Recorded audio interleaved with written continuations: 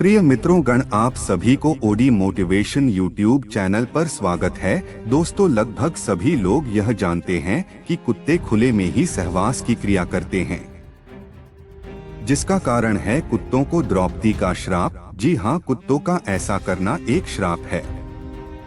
कुत्तों को महाभारत के काल से ही श्राप दिया गया था।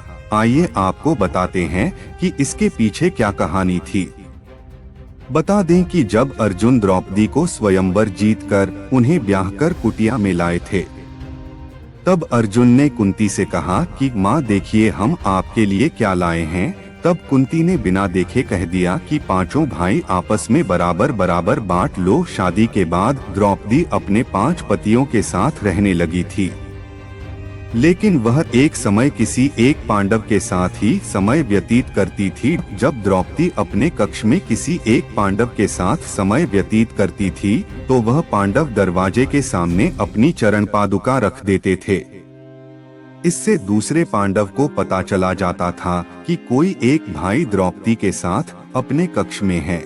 लेकिन एक दिन ऐसी घटना हो गई कि दरवाजे के पास रखे चरण पादुका को कुत्ता ढूंढते ढूंढते मुंह में उठाकर दूर जंगल में ले गया। इस दौरान जब दूसरा भाई द्रौपदी के कक्ष की तरफ गए, तो उन्होंने यह देखा कि दरवाजे पर कोई भी चरण पादुका नहीं है। तो उन्हें लगा कि द्रौपदी के कक्ष में कोई नहीं है, जिसके बाद उन्होंने देखा कि द्रौपदी के कक्ष में उनके भाई के साथ अपने बिस्तर पर सोई हुई थी। यह देखकर तीनों ही शर्म से लज्जित हो गए, जिस पर द्रौपदी ने कहा कि आपको बाहर दरवाजे पर चरण पादुका नहीं दिखे।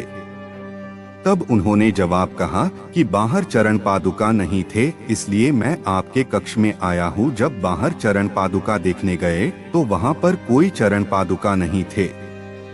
तभी वहां पर मौजूद अर्जुन और भीम चरण पादुका को खोजने गए, तो उन्हें सारी सच्चाई पता चली। उन्होंने देखा कि जंगल में कुछ कुत्ते उनके चरण पादुका से खेल रहे थे। यह सारी बातें जब अर्जुन और भीम ने द्रौपदी को बताया, जिससे क्रोधित होकर द्रौपदी ने कुत्तों को यह श्राप दिया कि जिस तरह से किसी ने मेरा सहवास देखा है, उसी तरह से पूरी दुनिया तुम्हारा सहवास होते हुए देखेगी। तभी से कुत्ते खुले में सहवास करते हैं।